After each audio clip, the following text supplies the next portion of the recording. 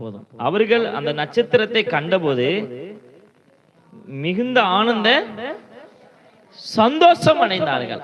எந்த நட்சத்திரம் சொல்லப்பட்டிருக்கு? இதெல்லாம் உங்களுக்கு தெரிஞ்சிருக்கும். சாஸ்திரிகள் போறாங்க, ஒரு நட்சத்திரம் என்ன செய்து இயேசு கிறிஸ்து இருக்கிற இடத்தை அவர்களுக்கு காண்பிக்கிறது.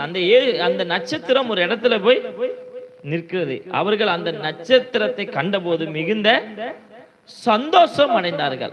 நட்சத்திரம் என்ன வேலை செஞ்சிச்சு? வழி நடத்துச்சு.